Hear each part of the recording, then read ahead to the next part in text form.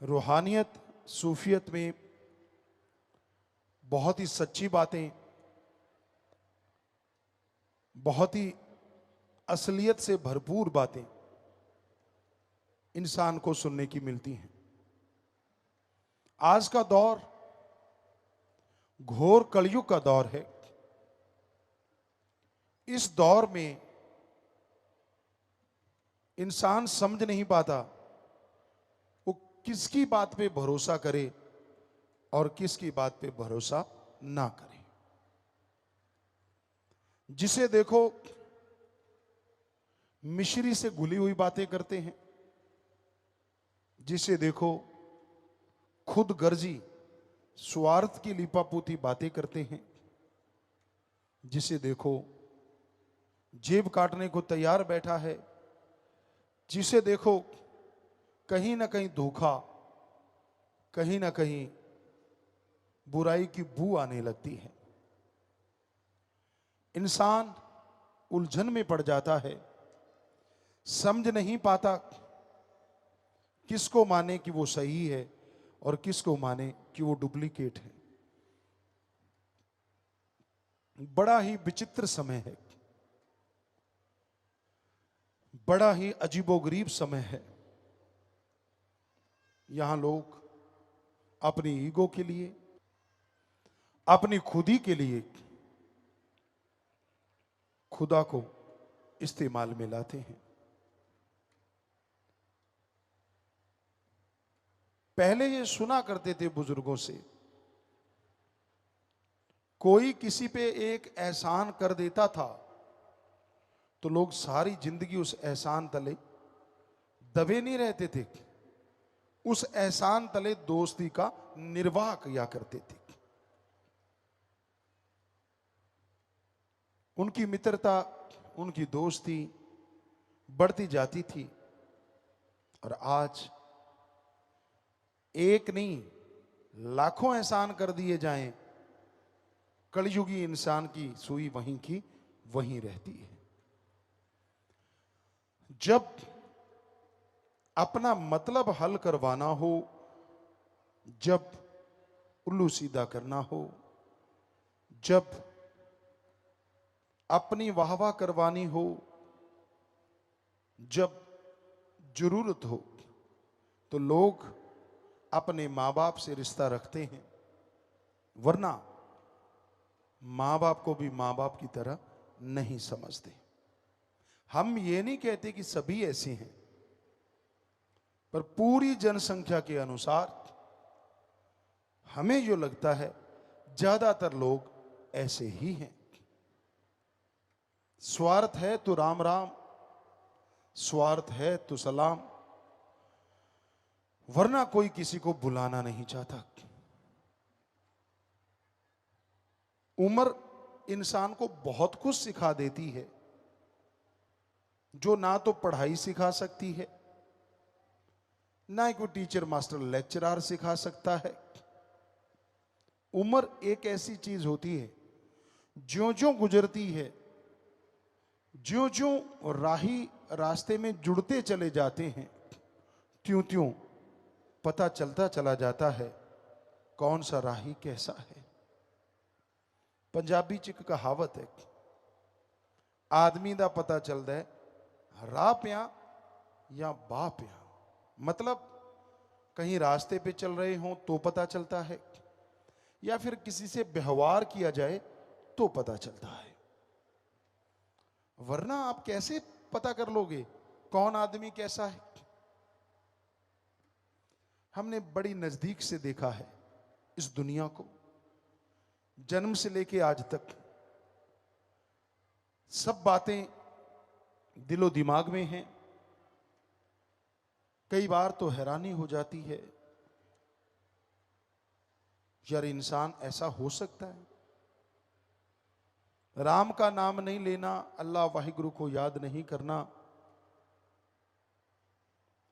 दुनियावी साजो सामान में उलझे रहना, दुनियावी इच्छाओं में खोए रहना।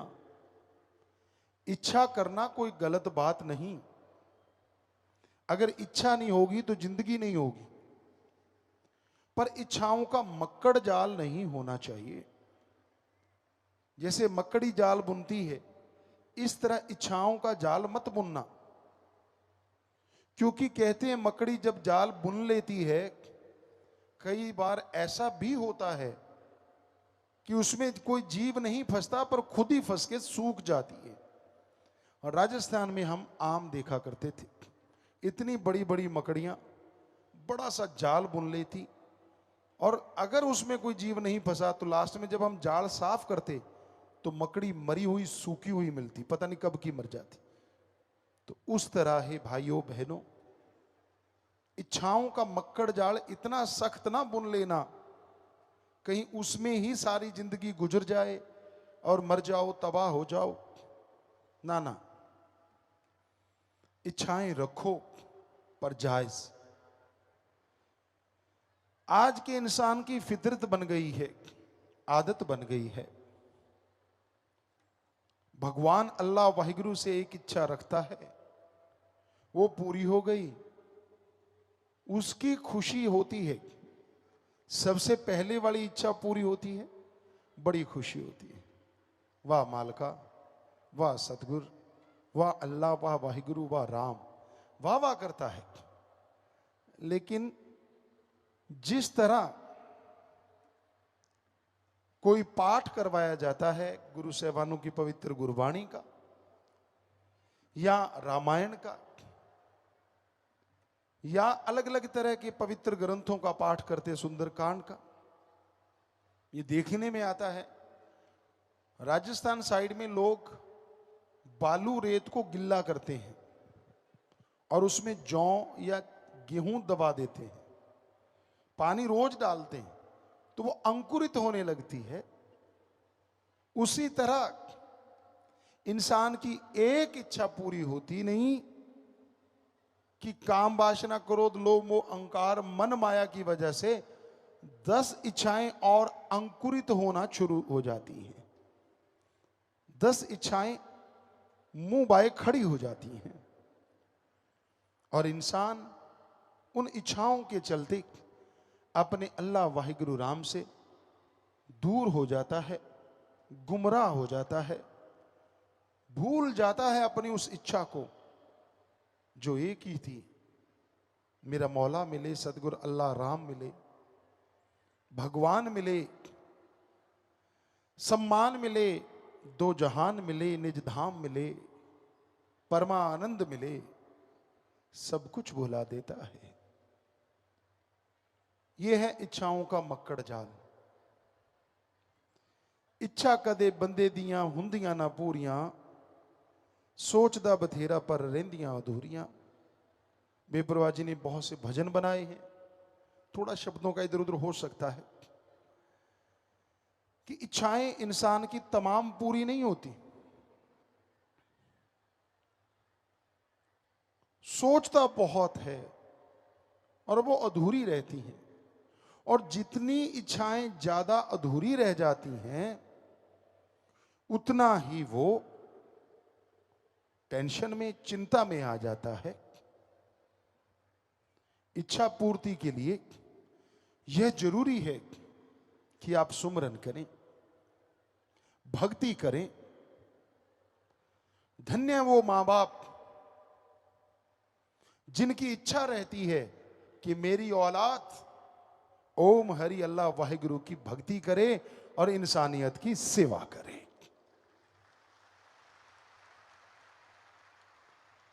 दो तरह के लोग पाए जाते हैं, एक जिनकी इच्छा होती है परमार्थ में चरम सीमा पे पहुंचना कि मैं भक्ति करूं, सेवा करूं, मेरी औलाद नेक भली बने, तो उनको चाहिए खाना जो भी घर में सुबह से रात तक बनता है वो सुमरन करके बनाते रहो। यकीनन ये इच्छा मालिक कबूल मंजूर कर लेंगे और नजारे दिखा देंगे। एक काइयां आदमी होते हैं, बड़े चालाक, उनको होता है कि मेरे से प्यार बढ़े, मालिक से कम हो जाए तो वो शुक्र गुजारते हैं।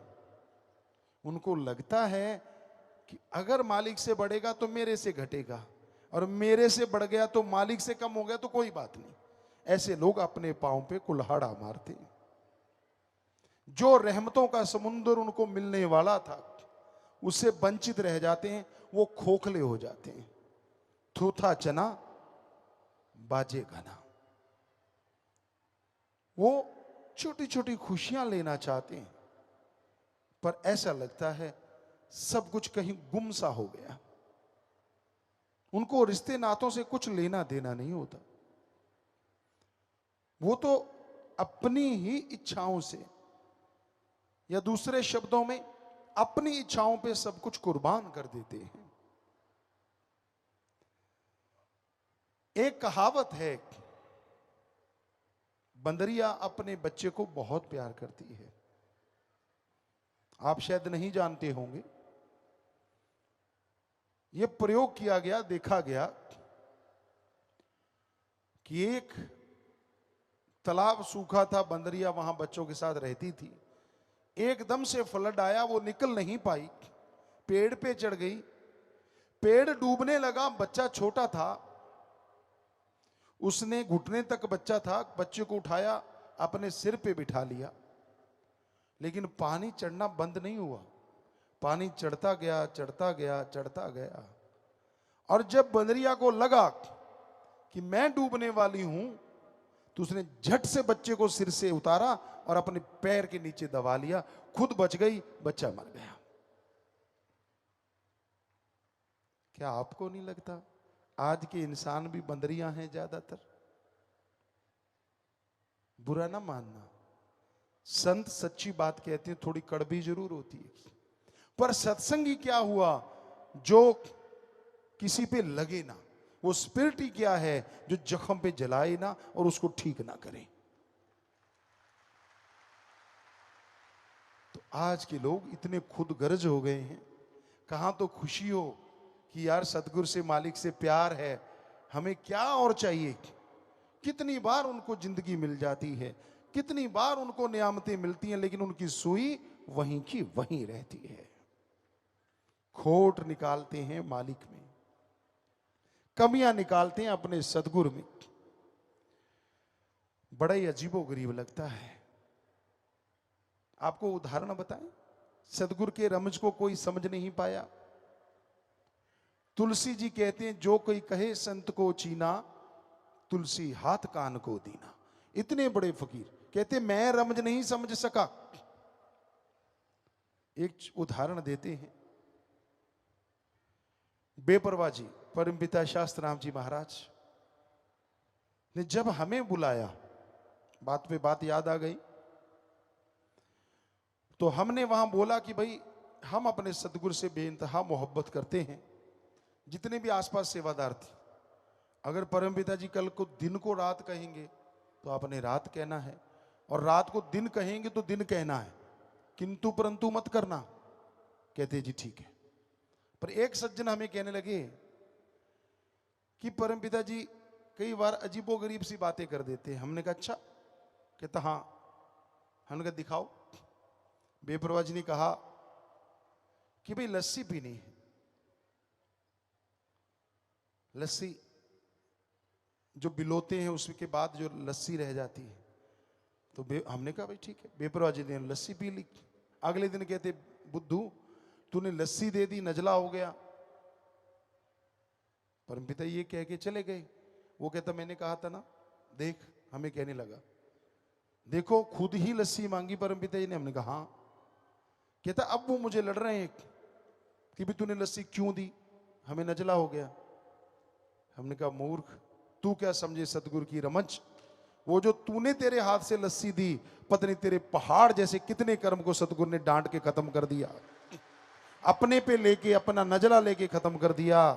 तू क्या जाने। और बेपरवाह जी ने ये बात सुनी, कहने लगे तेरे जैसा मुरीदी नहीं तो मिला हमें। चक्कर तो यही है जो इतनी रमज समझ सके। तू जो बोला वो सच। सो कईयों को पता ही नहीं होता, पहले तो खुद ऐसे किया था, आज ऐसे कर रहे हैं, तब तो ऐसे था, अब ऐसा है। अरे मत पड़ो अकल के फेर में। सतगुरु अपने वचन को जब चाहे बदल सकता है, भगवान भी उसको नहीं बदल सकता। ये पवित्र ग्रंथों में लिखा हुआ है कि फकीर चाहे तो बदल दे अपने वचन को। कहते हैं भगवान की बांधी गुरु छुड़ाए, पर गुरु की बांधी कौन छुड़ाए। भगवान ने कुछ बांध दिया, किसी को शराफ दे दिया, तो गुरु उस बंदे के लिए प्रार्थना करेगा, मिन्नत करेगा, तो भगवान दया करके छुड़वा देगा कि चल भाई गुरु कह रहा है तो इसकी जिम्मेवारी ले रहा है, छोड़ देता हूं। पर अगर गुरु ही बांध दे तो भगवान को तो आपने देखा ही नहीं, उसके तो दर्शन किए ही नहीं, छुड़ाने कौन आएगा।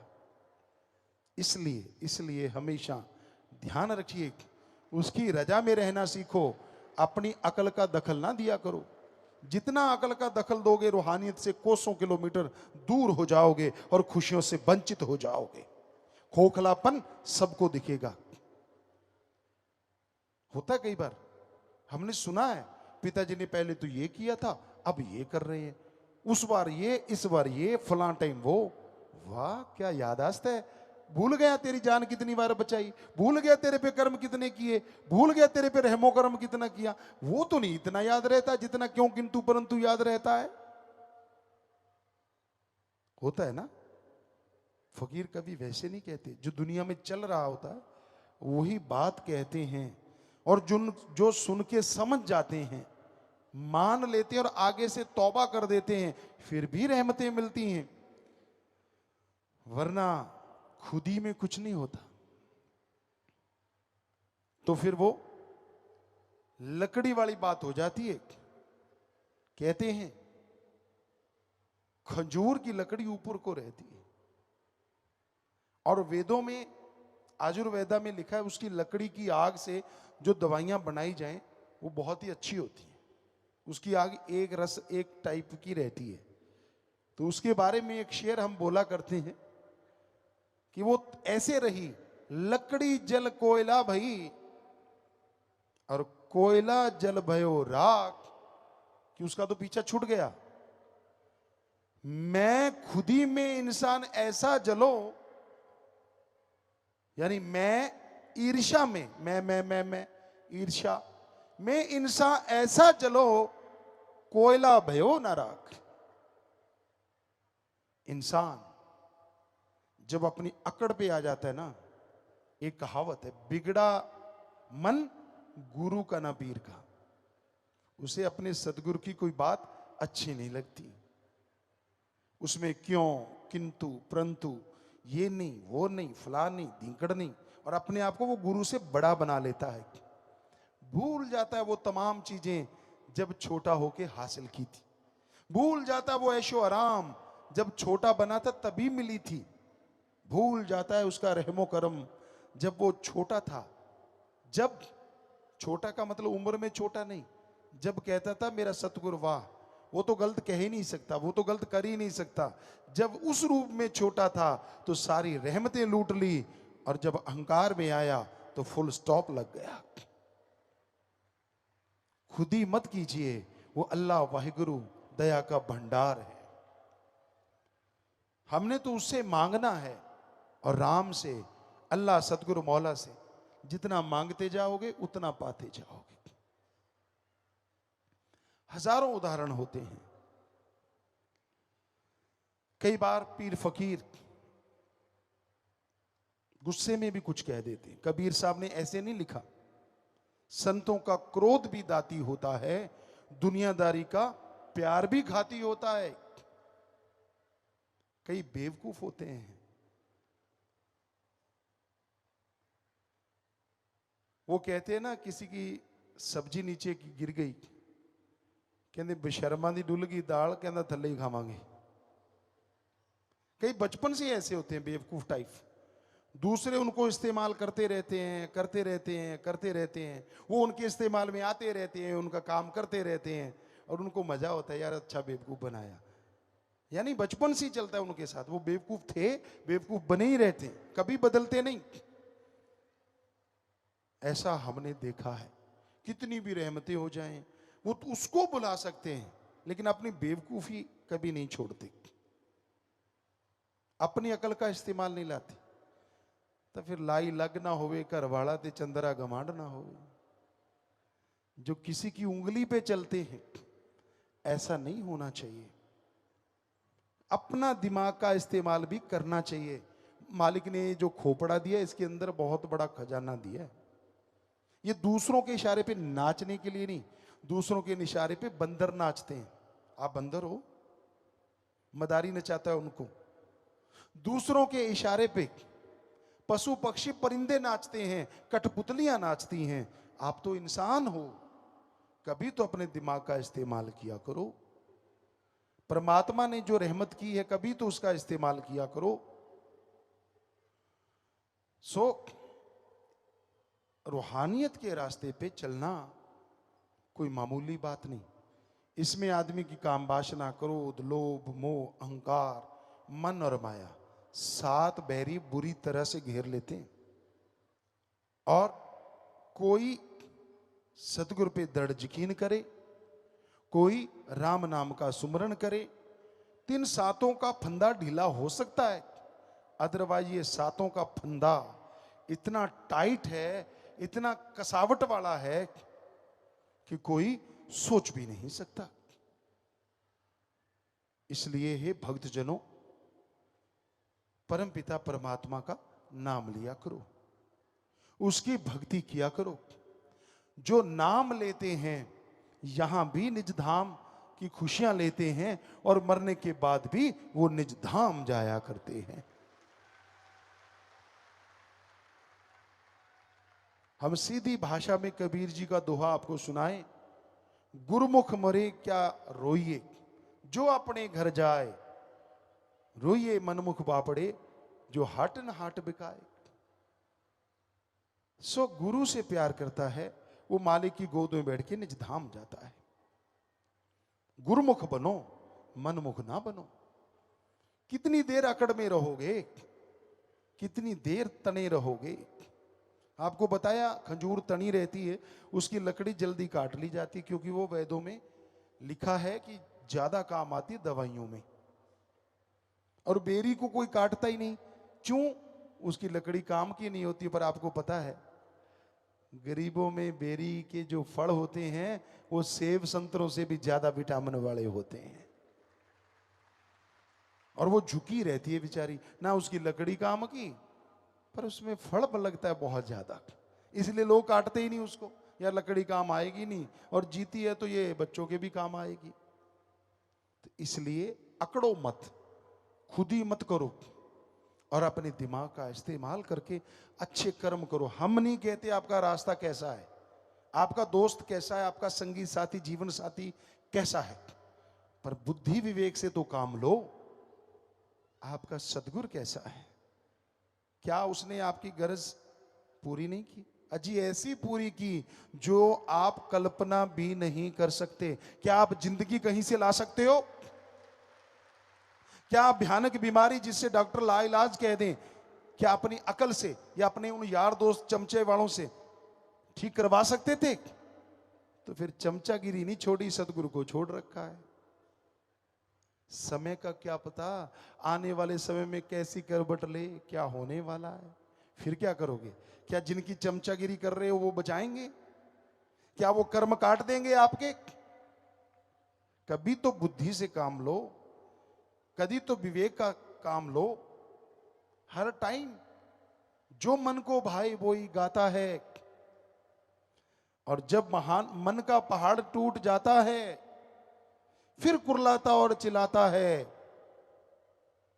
फिर बचाने कोई संगी साथी रिश्तेदार नहीं आता है। यारी रखी उस सतगुरु मौला से, तो वो मरने से पहले, जितने बार मरते हो, हर मरने से पहले आके उंगली पकड़ के बचाता है। वो उंगली पकड़ के बचाता है। सो उससे यारी रखो ना, जो दोनों जहान का यार है। वो अल्लाह वाहिगुरु राम सतगुरु मौला है। वो नहीं छोड़ेगा, दुनिया कुछ भी बोले, उसने जिसका एक बार हाथ पकड़ लिया वो नहीं छोड़ता, नहीं छोड़ता, नहीं छोड़ता। आप लाख हाथ झटको, आप लाख हाथ छुड़ाओ, वो नहीं छोड़ता, क्योंकि उसको आपकी जिम्मेवारी हो जाती है जब वो आपको गुरुमंत्र देता है कि भाई ये मेरे बच्चे हैं। आप उनकी निंदा करो, आप उनको गाली भी देते हो, कोई फर्क नहीं पड़ता, क्योंकि वो तो फकीर है।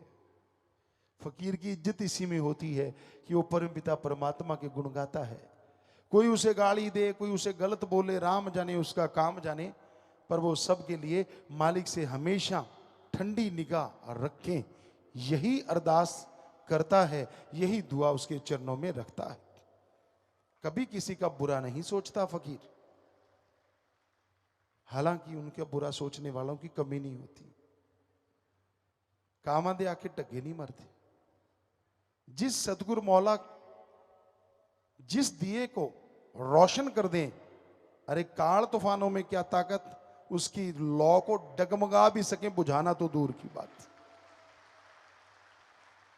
सो परम पिता परमात्मा वो राम जिसका निगहबान होता है, वो कभी भी कोई चोट नहीं खाता।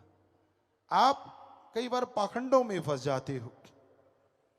अभी आज एक पर्ची आई, पहले भी कुछ पर्चियां आई कि पिताजी हमारे घर के सामने कोई टोना टोटका करता है, हमारे पशुओं की या खाना खाते उन पंजाबी च कहते खुरलियां दे विच खून दे छिट्टे मिले, हमारे कपड़ों पे खून के छिट्टे मिले, हम चौरस्ते में हमारे घर के पास था उसमें कोई टूना टामण मिला, क्या करें। अरे आप सत्संगी हो, आपको तो कम से कम पता होना चाहिए ये पाखंड होता है। किसी बाज ने किसी पक्षी को झपटा और उसको फाड़ दिया, बाई चांस वो आपके घर से निकल गया, तो नेचुरली वो खून के छींटे ही गिराएगा, अमृत की बूंदे कहां से गिराएगा। वो आपके कपड़ों पे गिर गए, कुछ आपके उस पशुओं के उस जगह पे, कहते नहीं जी रोज आ जाते हैं। और हो सकता है बाज का रास्ता रोज का हो, वो क्या पता, पक्षियों की भी रास्ते होते हैं। आपके घर के सामने कुछ रख दिया, नारा लगा, उठा के फेंक तो फिर क्या हो गया। जो करेगा सो भरेगा, कबीरा तेरी झोंपड़ी गलकटियन के पास, जो करेगा सो भरेगा, तू क्यों भया उदास, तू तो राम नाम का साथी है, तुझे किस बात का डर। पर कईयों को साइको हो जाता है, साइको दिमाग में बैठ जाता है, अच्छा अब ये रख दिया अब कुछ होगा, चप्पल उल्टी होगी। इंडिया में जितनी साइंस है इस तरह की, शायद ही पाखंडी साइंस शायद ही बाहर कहीं हो। जुत्ती उल्टी होगी, ओहो हो, अब लड़ाई होगी, तो 50% तो लड़ाई के लिए तू तैयार हो गया कि लड़ाई होगी, आजा। अब ढूंढना दूसरा कौन सा है, अगर दूसरे की भी जुत्ती उल्टी होगी तो 50% वो तैयार हो गया 100% काम। साइको माइंड में फिट हो गया।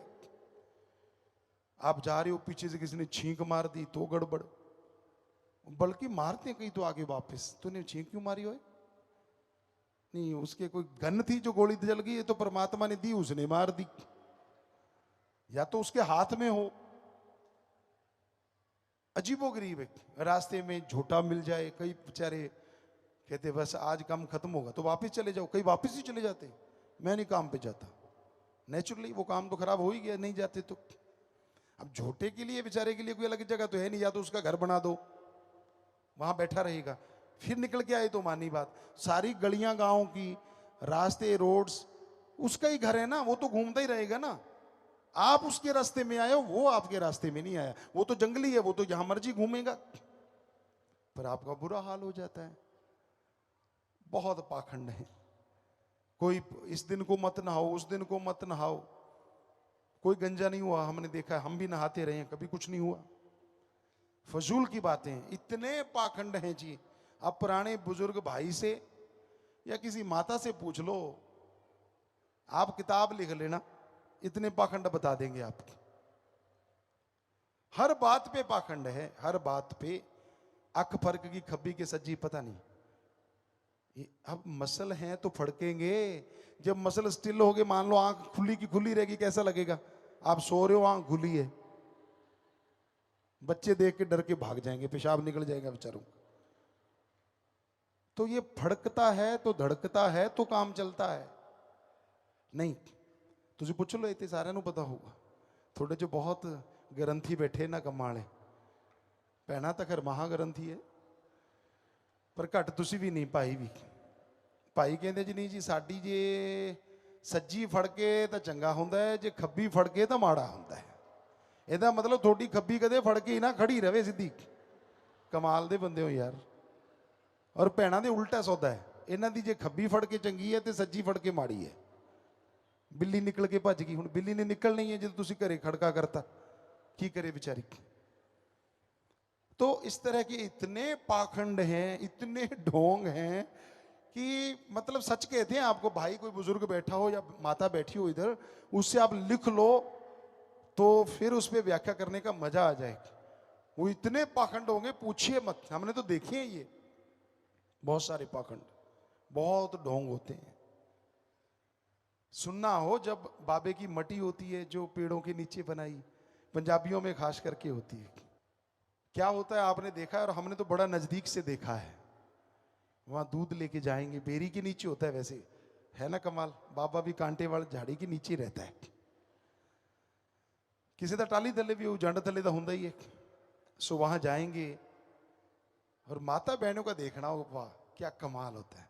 ओहो हो बाबा इन्ना लवेड़ता, लवेड़िया कि नहीं, अंदर चिड़िया ने मार मार बिठा मार। अब चिड़िया ही ऊपर बैठेगी तो बींट मारेगी ना, उसके कौन सा अंडरवियर पहना होता है, वो तो सीधी बाबा भी पड़ेगी आके तड़ाक तड़ाक, और हम पास में खड़े हो जाते हो।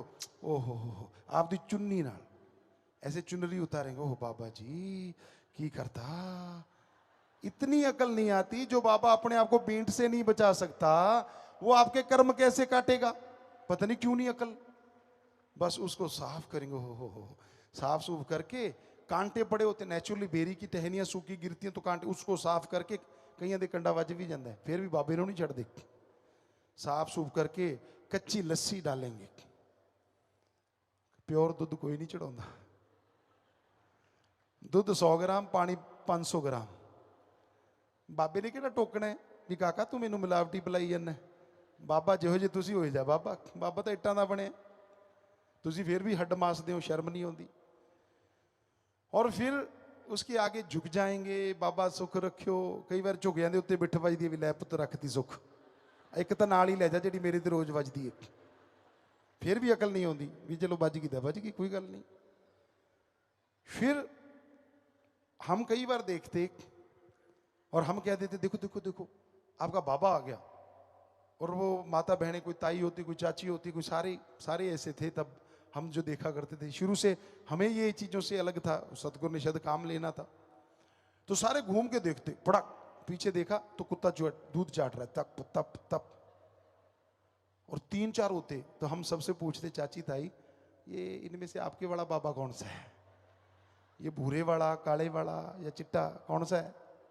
कहते हट ये कोई बाप है, अरे लस्सी आपने बाबे को दी और कुत्ते पी रहे हैं तो इसका मतलब बाबा ही होगा ना जो पी रहा है।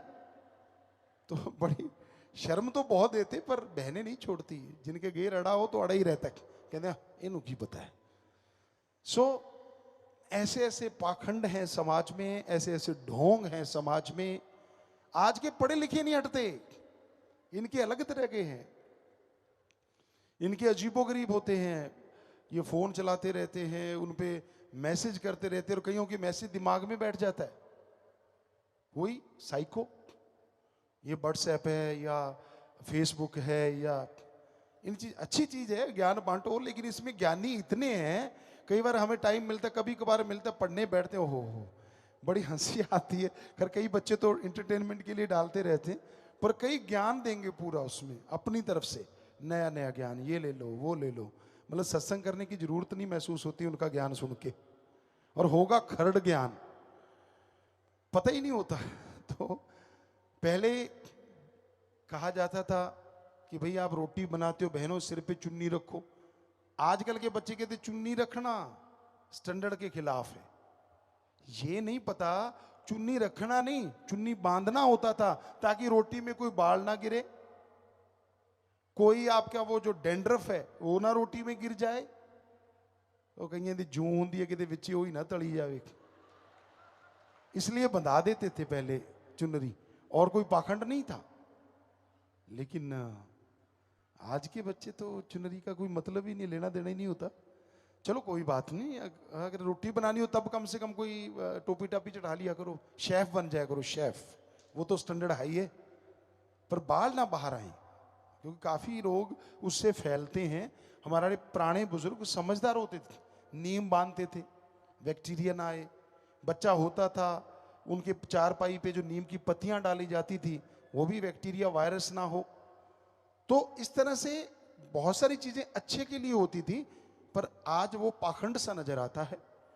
तो अच्छी चीज को अच्छे की तरह लोगे तो वो पाखंड नहीं है।